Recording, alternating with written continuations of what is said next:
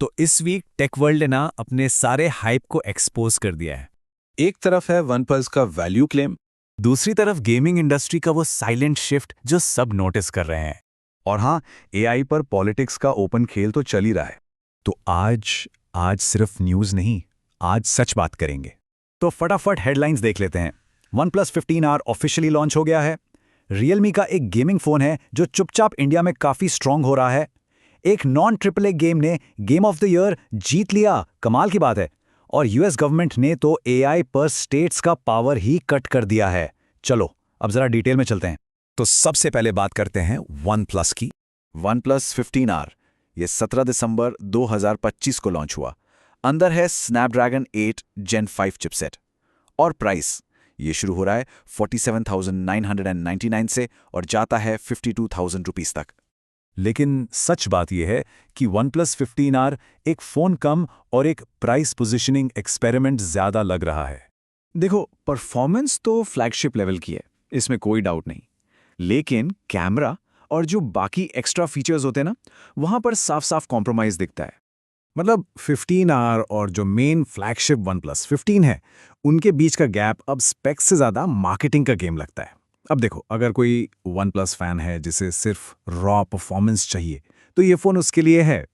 पर अगर कोई बेस्ट वैल्यू फॉर मनी ढूंढ रहा है, तो मार्केट में इससे बेहतर ऑप्शंस मिल जाएंगे। अब चलते हैं Realme की तरफ, जिसने इस हफ्ते OnePlus से बिल्कुल उलट एक सीधा और सच्चा अप्रोच लिया है। इनका Realme P4X 5G इंडिया में एक्टिव सेल पर है। इसमें मिलता है 144 हर्ट्ज का डिस्प्ले और Dimensity 7300 अल्ट्रा चिपसेट। और मजे की बात यह है कि Realme ना चुपचाप वही कर रहा है जो पहले Redmi करता था। मतलब कोई फैंसी वर्ड्स नहीं, कोई एआई का ड्रामा नहीं, सीधी बात गेमिंग परफॉर्मेंस। सच कहूं तो बजट गेमर्स के लिए इस हफ्ते Realme OnePlus से कहीं ज्यादा ऑनेस्ट लगा। चलो अब फोन से हटकर गेमिंग की दुनिया में चलते हैं, जहां इस इंडस्ट्री को एक बड़ा वेकअप कॉल मिला है। गेम अवार्ड्स 2025 में एक्सपीडिशन 33 ने गेम ऑफ द ईयर जीत लिया। और इतना ही नहीं, उन्होंने एक सरप्राइज डीएलसी भी ड्रॉप कर दिया। इसका मतलब बहुत सिंपल है कि गेम्स अब बड़े बड़े ट्रिपल बजट या नॉस्टैल्जिया से नहीं जीते जाते। स्टोरी और एक्सपीरियंस आज भी किंग है। गेमिंग इंडस्ट्री भले ही ज्यादा शोर नहीं कर रही, लेकिन ये साफ है कि वो अपना डायरेक्शन बदल रही है। तो ये जो बदलाव आ रहा है, इसे बड़े प्लेयर्स कैसे हैंडल कर रहे हैं?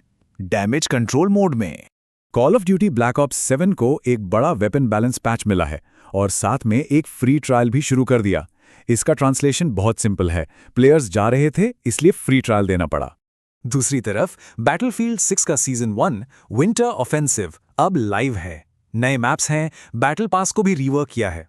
देखो, ए और एक्टिविजन दोनों को अच्छे से पता है कि एक और गलती और उनका प्लेयर बेस खत्म हो सकता है। और अब आते हैं इस हफ्ते के सबसे सीरियस टॉपिक पर, एआई, जिसका फ्यूचर अब सिर्फ टेक्नोलॉजी नहीं बल्कि एक पावर गेम बन चुका है। 11 दिसंबर 2025 को यूएस प्रेसिडेंट ने एक एग्जीक्यूटिव ऑर्डर साइन किया और इस ऑर्डर के तहत स्टेट्स को अपने खुद के एआई रूल्स बनाने से रोक दिया गया है। अब देखो, ऑफिशियल कारण तो ये दिया गया है कि इनोवेशन को स्लो होने से बचाना है, लेकिन सच ये लगता है कि ये डिसीजन एआई सेफ्टी के बारे में कम और पावर को सेंट्रलाइज करने के बारे में ज्यादा है। हाँ, सेंट्रल कंट्रोल से इनोवेशन तेज हो सकता है, लेकिन अकाउंटेबिलिटी का सवाल वो अभी भी खुला है। मतलब एआई का फ्यूचर अब सिर्फ कोड से नहीं बल्कि पॉलिटिक्स और पावर से तय हो रहा है। तो अगर टेक और गेमिंग न्यूज़ बिना किसी हाइप के सिंपल भाषा में चाहिए तो शिफ्टिंग टेक को सब्सक्राइब कर लीजिए। तो इस हफ्ते टेक वर्ल्ड ने कुछ बहुत क्लियर सिग्नल्स दिए हैं। फोन्स और महंगे हो रहे हैं, गेमिंग इवॉल्व कर रही है और एआई पर डिसीजंस अब सिर्फ इंजीनियर्स नहीं ले रहे हैं। तो क्या लगता है, इस हफ्ते का सबसे रिस्की मूव कौन सा था? OnePlus 15R की प्राइसिंग, या फिर वो नया यूएस एआई रेगुलेशन, या फिर गेमिंग इंडस्ट्री का ये पूरा शिफ्ट? नीचे कमेंट्स में जरूर बताइएगा।